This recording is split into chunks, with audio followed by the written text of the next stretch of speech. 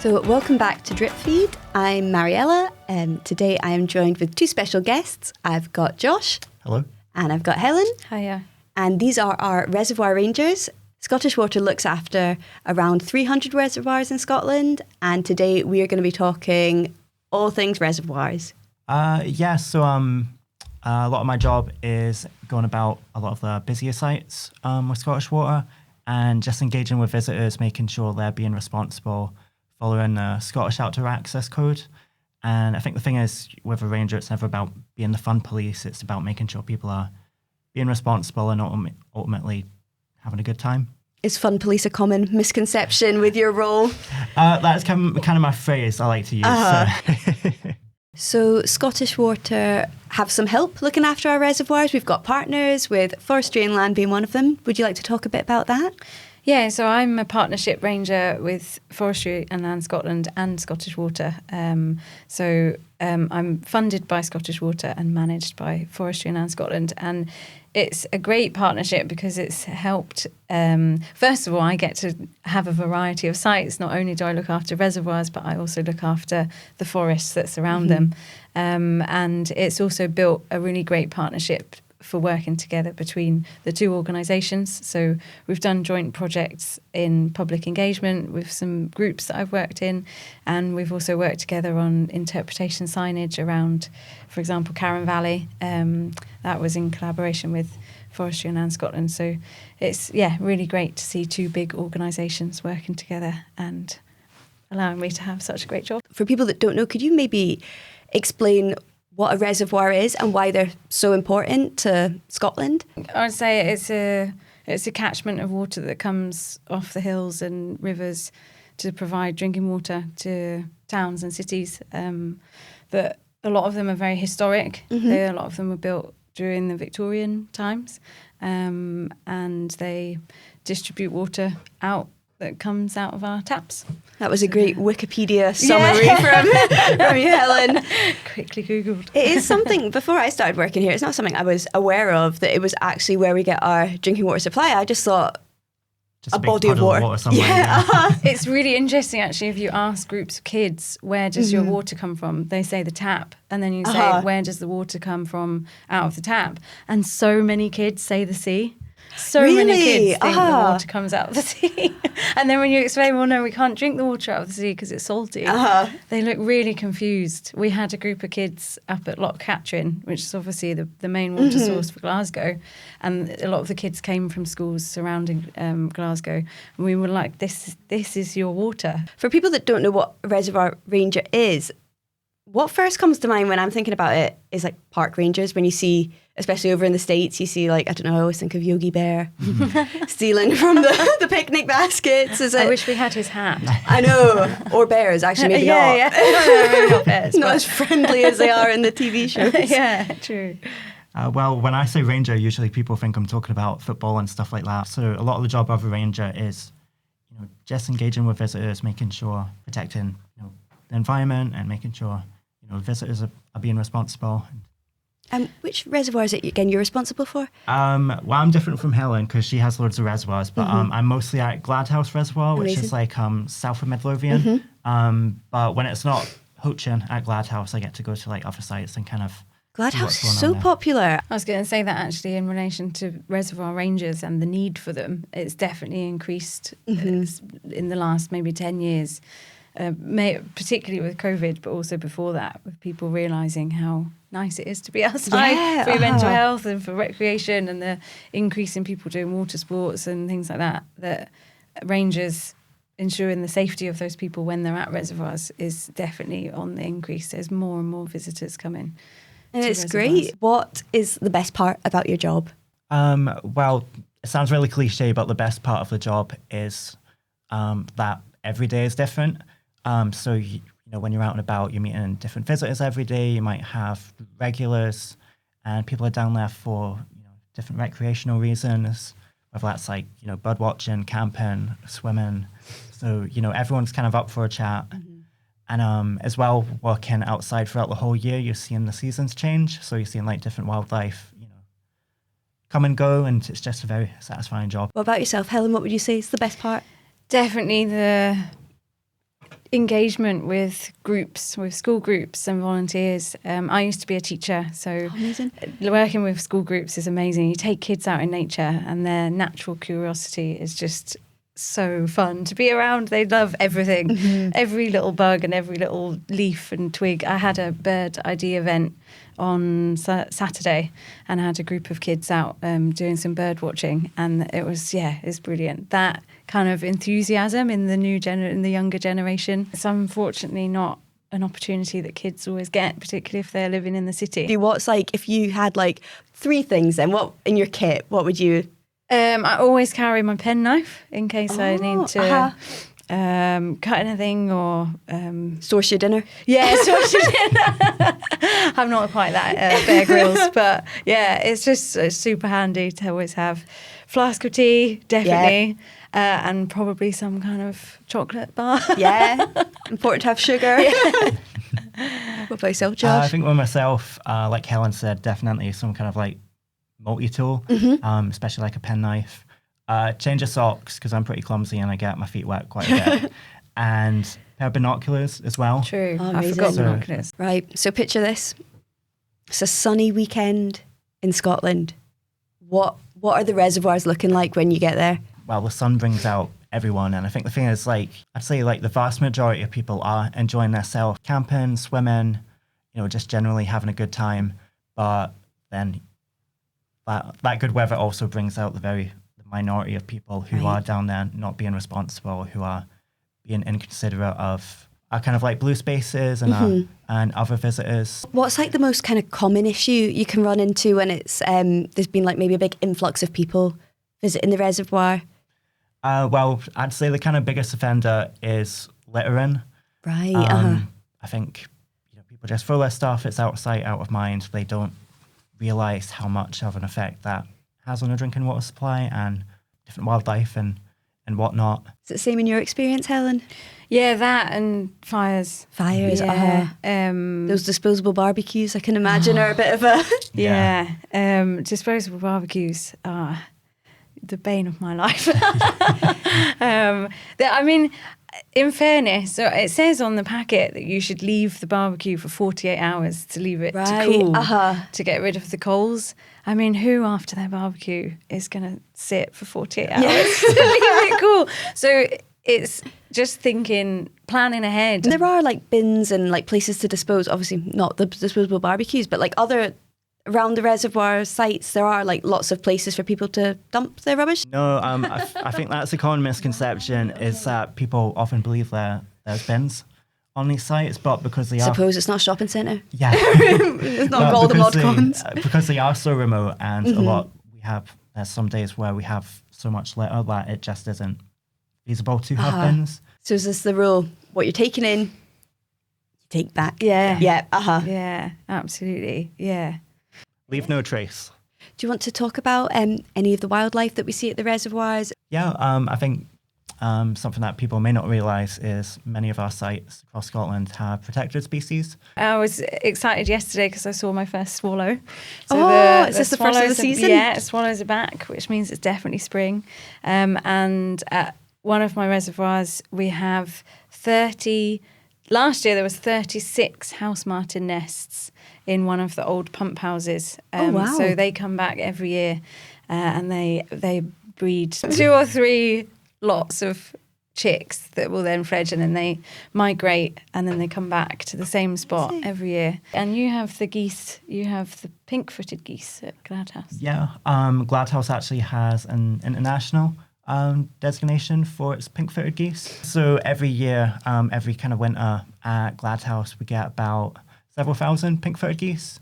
They come down all the way from places like Iceland and Svalbard up in Norway. If you're ever there like really early in the morning or really late at night, it's like deafening.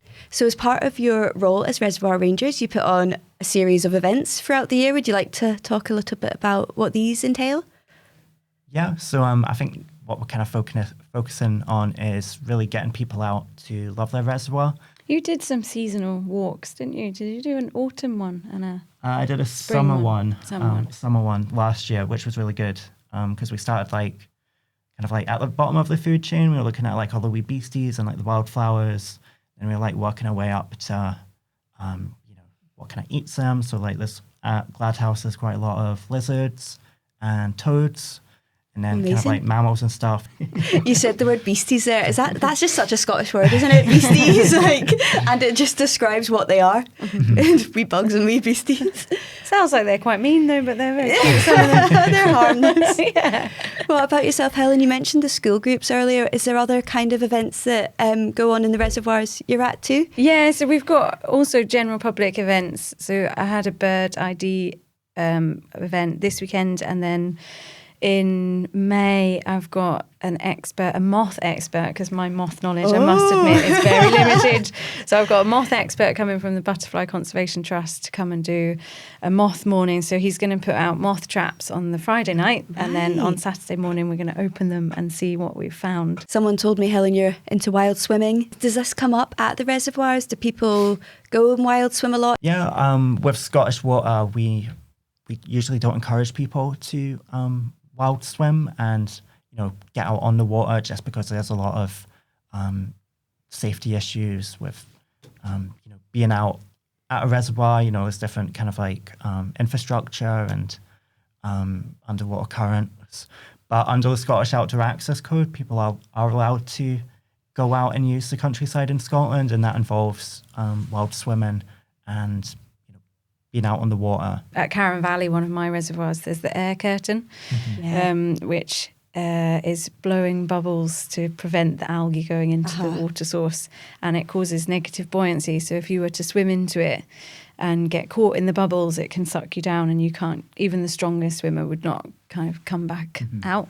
So that area is marked off by buoys, but I do see people close to it, and it gives me the fear. We mentioned barbecues earlier, the disposable barbecues. Is fire something that comes up? Are people, when they're doing their barbecues or trying to make a campfire, is this another kind of issue that happens at our reservoirs? Yeah, it's probably one of our larger issues is people having fires. We always say, if you must have a fire, please do it responsibly. I think especially along reservoirs, we often have a shoreline. So if people are having a fire, just having a small fire along the shoreline, just being able to keep it under control. A lot of the issue is people have fires on soil or under trees, which is the kind of biggest no-no. Even though it looks like the top of the soil is just burning because you've got like a wee fire going, all that heat is actually spreading underneath the ground and spreading out, and then that's when it can ignite tree roots, stuff like that. So people just think it's like an innocent, kind of like Yogi Bear kind of cartoon fire they have, but really singing a song, getting the guitar out. But it leads to a larger issue. And the more, I assume the more people that do it, you see someone with a wee fire, you're like, I want a wee fire. Yeah, because people might remember the big wildfire up at Arthur's Seat last year, and that was the issue because they kept thinking they had put it out, but really it reignited, a few hundred meters, somewhere else. And just we encourage, if people are going to have a fire, just please keep it small, please have it like on a shoreline. We also suggest bringing along a gas stove instead of having a fire, just because it's a lot safer and it's just easier to transport at the end of the day. So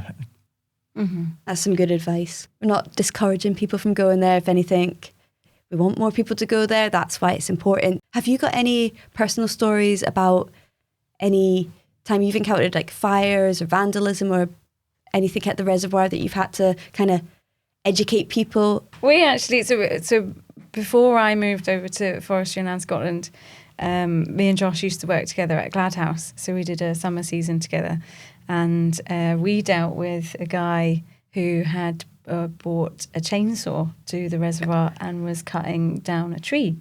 What was he going to do with that? He was going to burn it. I see. And again, I don't know if it's that people just don't realise, but green wood doesn't burn very well. So the guy with the chainsaw cutting down the tree wouldn't have had a very satisfying fire, because a green tree, meaning ones that's still alive and growing, is not going to burn very well because it needs to be dry wood.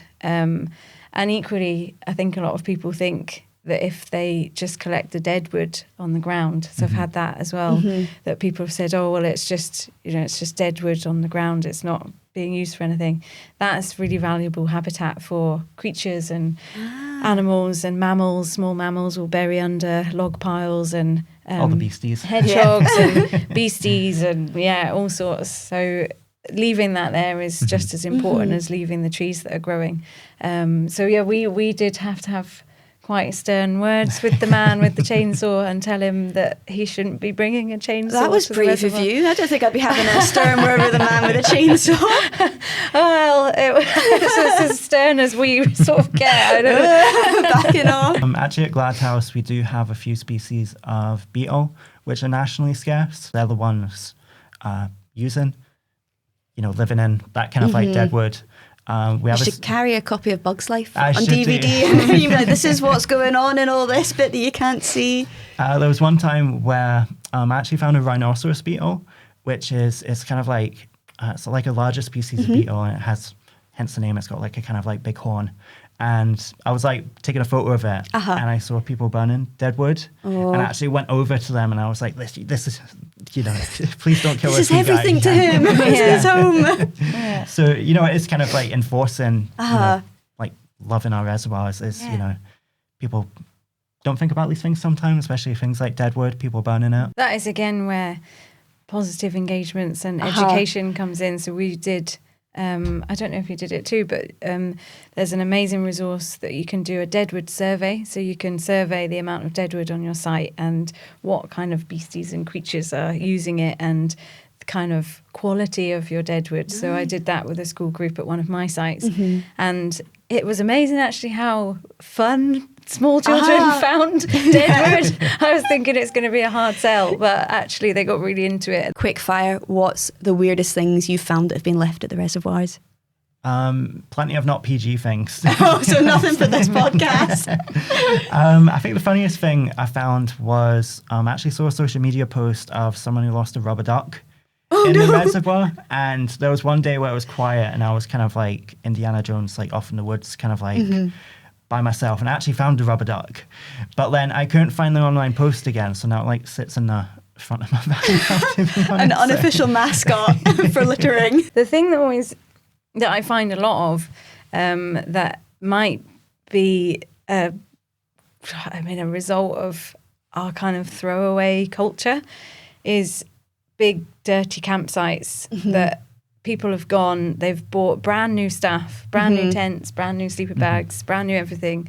Sometimes even the receipt is still there. Oh God. So I found once literally an entire campsite set up with the chairs and the tents all bought, I think, from Home Go Outdoors or something like that. But I guess it's so cheap to buy those things that if you're all clubbing in together, it's probably the cost of a night out to just buy all your camping stuff and then you just leave it and walk away. So yeah, lots of that. So unfortunately, during the summer, a lot of the Sunday, Monday cleanup, particularly if it's sunny weather on the Friday, Saturday, is campsites that are just left and just like everything left behind. I just rely on volunteers. So I have a monthly litter pick group at one of my reservoirs, the North Third, which is the main one for litter near Stirling. And I've got an amazing group of volunteers that come out. Lovely. The fire service came to help me. Some Scottish Water volunteers are coming next month, I think, to help me. And we just do a big blitz of the shoreline and pick it all up. But that's actually something I wanted to mention, that there's a I know our kind of messaging is leave no trace, but there's to go further than that, there's to leave a positive trace, so that when you're at the reservoirs or you're out and about, and so many people do this already, but to pick up the litter that you see. So when I run or walk, I always carry a plastic bag with me. just to pick up anything that I see on my way. And if everybody kind of did that, I know they shouldn't have to, but for the minority that do leave stuff behind, and I'm not expecting people to clear up entire campsites, but if everybody picked up a little bit, I've got lots of amazing little local heroes that will pick up litter on their dog walks or their regular walks, great. and they leave it in a place that I know about, and then I can collect it on my rounds. That's maybe a good segue into us talking about dogs at the reservoir. And if you were bringing your dog to a reservoir, what is like the big no-no? Dog poo. Poo Yeah. bags.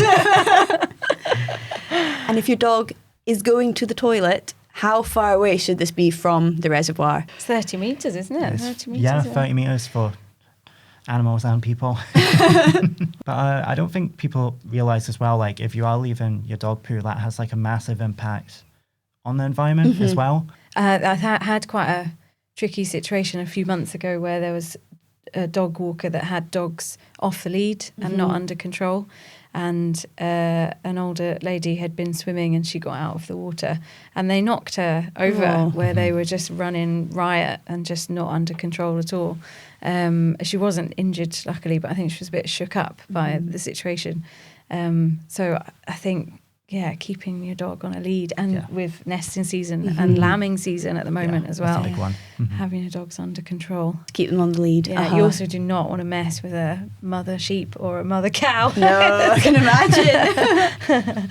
Yeah, we had an incident last year when there was a dog walker and they had their dog off a lead and it actually attacked a oyster catcher, unfortunately. So, you know, it sounds like we're kind of being preachy, but these are real life incidents that, happen every year, unfortunately. So I've got another wee question for you both. So if you're out at the reservoir and something goes wrong, whatever that may be, what would be the advice of how to, tackle this situation? So, I mean, obviously, if rangers are about, we will kind of, try and help out. But it's really, if you do get in a situation out in the countryside, phone 999. Kind of misconception is if there's an issue on the water, people don't know what kind of emergency service to get in touch with, and it's straight to the fire brigade. Okay. You'd be surprised on how many people think you phone the Coast Guard, which isn't the case. Just because it's a body of water, it's not the coast. With a lot of reservoirs, there isn't that great phone signal as well, and we often recommend downloading. There's an app called What3Words. Okay. And that pretty much like breaks down the whole planet into basically like a square meter, and there's, as the name suggests, like it gives you like 3 words for that location. So that's a really good way to let emergency services know pretty much like exactly where you are. So we always recommend kind of having that on people's phones as well. The Scottish Water signage also has the grid reference of where perfect. you are and the name of the reservoir. So it's been lovely chatting to you both today, despite all the talk of dog fowl. Turds. I've got some quick kind of rapid questions before you leave. What is the behaviour at reservoirs that you wish would just stop tomorrow? What would that be? I would say the big one is littering. That's kind of my biggest pet peeve. What about yourself? Cutting trees, cutting live trees. And with chainsaws. Or any kind of saw. Just leave them alone. Yeah. What is the best way to love your reservoir? Leave no trace. That sounds kind of cliche, but just enjoy the countryside. I would take that leave no trace a bit further and say leave a positive trace. And even if it's not yours, if you see litter, pick it up. If you see volunteering events going on, get involved. If you want to do a bit of citizen science and do some surveying of different species, do that and kind of leave a positive trace on the reservoir. Yeah, and if you are interested in coming to any of our events, you can find them on Eventbrite, or they'll be advertised on Scottish Water and Forestry and Land Scotland social media. And what is one thing every visitor should be doing before they come to a reservoir? Remembering that whatever they carry in, they have to carry out. As well, we're really fortunate in Scotland that we do have the access rights that we do. And there's something called the Scottish Outdoor Access Code, where basically it lays out your responsibilities of being out in the countryside. So if there are things you aren't sure about, just have a look online. Is this a common misconception about what the right to roam actually means? No, we do have the right to roam. Okay. So under the Scottish Outdoor Access Code, there's a right to responsible access to water and land and the environment. But those rights come with duties, 3 main duties: to be responsible, care for your environment, and respect the environment and others. So thank you both so much for being here today. I have learned so much. It's been really interesting chatting to you both, and thank you so much for sharing your stories. Reservoirs are beautiful places, and we are so lucky to have them in Scotland. If you see Josh or Helen out and about at Reservoir, are they to say hi? Definitely, yeah. And know that we're not the fun police. That is the main takeaway. Josh is not the fun police.